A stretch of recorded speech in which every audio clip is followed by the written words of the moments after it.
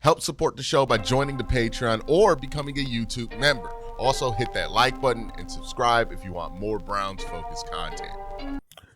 Another bit of news that I didn't get to add at this video that I'm going to throw here at the beginning. On top of the Browns hiring a new special teams coordinator, which I'm going to talk about extensively in this video, the Browns were also able to retain Deuce Staley as their running back coach, which is a pretty big deal.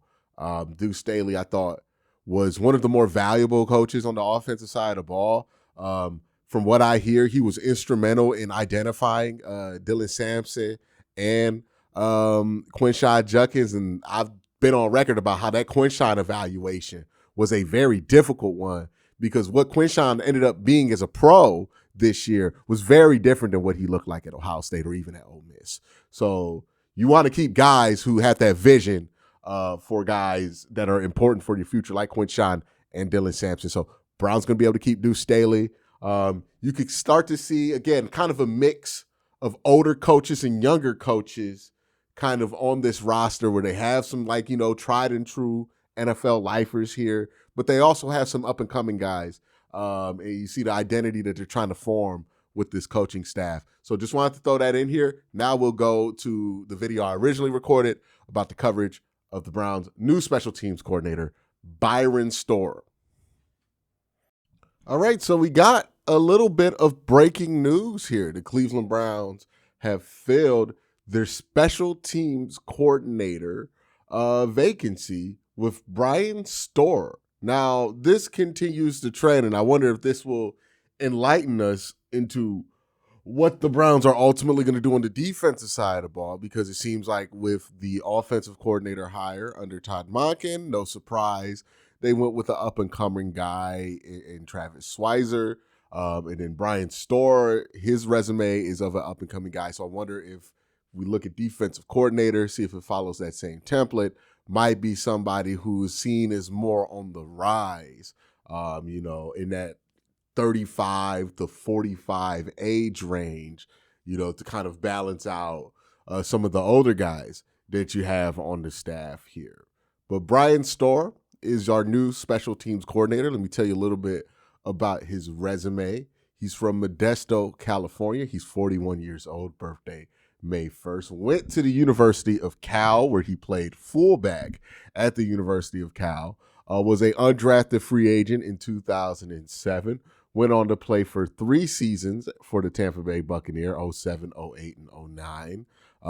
After his playing career, he quickly jumped into a coaching career. 2010, he started coaching with the Tampa Bay Buccaneers after he stopped playing for them as an assistant special teams coach. Then he went to the San Diego Chargers and was a special teams assistant in 2012, and then assistant linebacker coach for the San Diego Chargers in 2013, went to Oakland/Las Vegas from 2018 to 21, was a special teams assistant, and then went on to Green Bay, was a special teams assistant coach in 22 to 25, and now he's finally gotten the big promotion to special teams coordinator here in Cleveland. So former NFL player, former fullback, former special teamers. He's basically, since he's gotten to the pro and even in college, I would have to imagine he was a special teamer because he plays fullback. Kind of just a special teams lifer. Obviously, there's not much to say about Byron Storer himself, right? Like, there's not that much information about it. Certainly not a name that you're going to have a big reaction to in a positive or negative direction. I think there are a couple of things useful, though, about talking about Byron Storer's hire.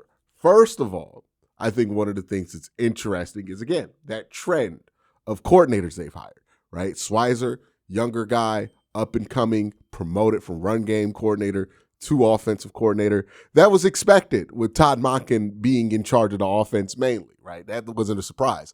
But Byron Storer fit in that mold again of a younger, special teams mind, maybe a riser, in promoting him to special teams coordinator. So it feels like with who they've interviewed on the defensive side of the ball, that's what they're looking for, right?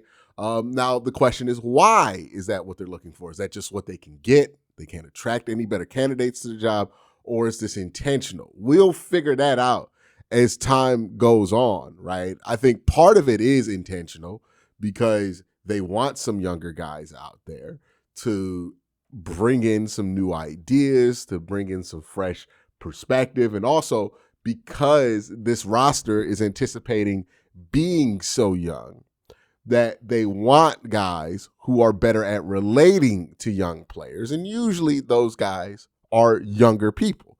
So, with your position coaches and your special teams coaches, like maybe you want to skew a little bit younger or have a presence of youth on that staff, given that your head coach is 60. George Warhop's not super young. He coached Joe Thomas back in the day, right?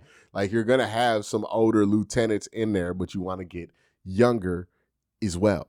So maybe that's a motivating force here.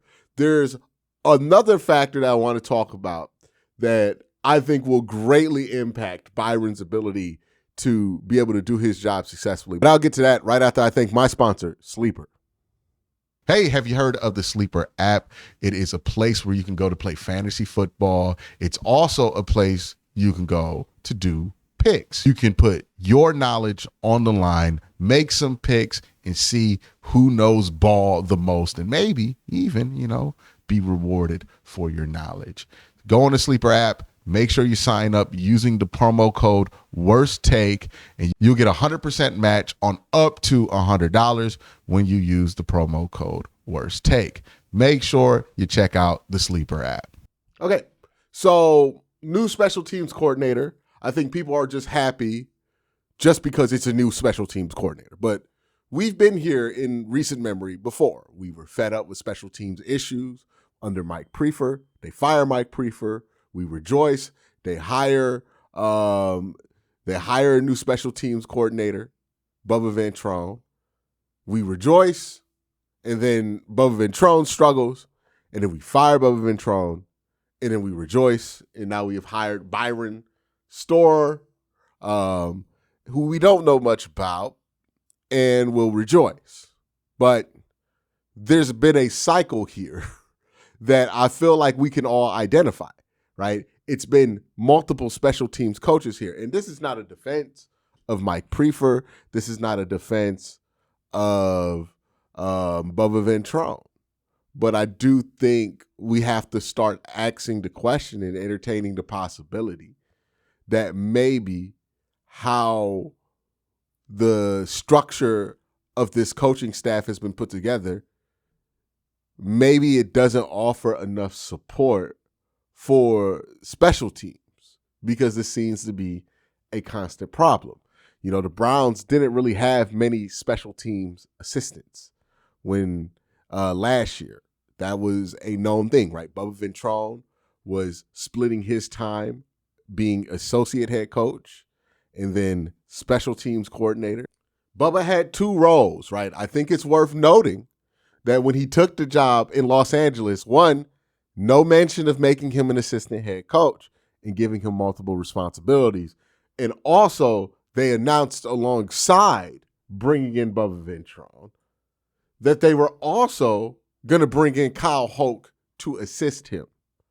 Because I think what went wrong with Mike Prefer, what went wrong with Bubba Ventrone was that they were spread too thin or they did not have enough support in the staff to be able to do their job at the level that you would expect it to be done. I know that special teams can be a bit of an afterthought, and I think there's reasons for that, right? Special teams are this weird little step cousin of football that kind of rears its ugly head every once in a while.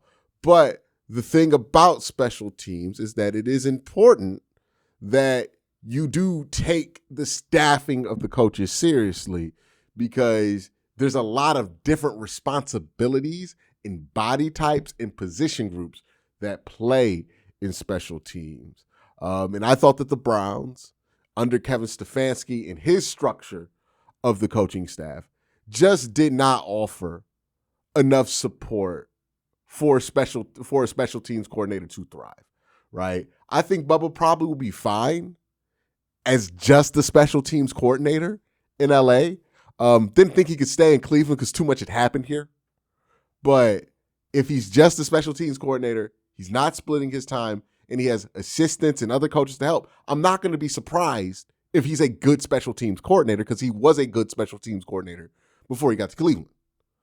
The problem in Cleveland was, look at all the shit that he was doing. Of course, something is going to slip in the realm of quality when he's splitting his time being the assistant head coach, when he doesn't have a ton of assistants on staff. Look at how Baltimore has structured their special teams under John Harbaugh. Baltimore having some of the best special teams of the last 10 to 20 years. They took it seriously.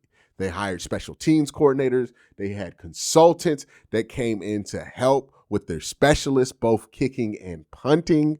You know, they had multiple assistants. They had a whole department there that was special teams. The Browns had like 1.5 people handling special teams. So I don't know much about the Browns' new special teams coordinator. I think nobody knows much about the Browns' new special teams coordinator.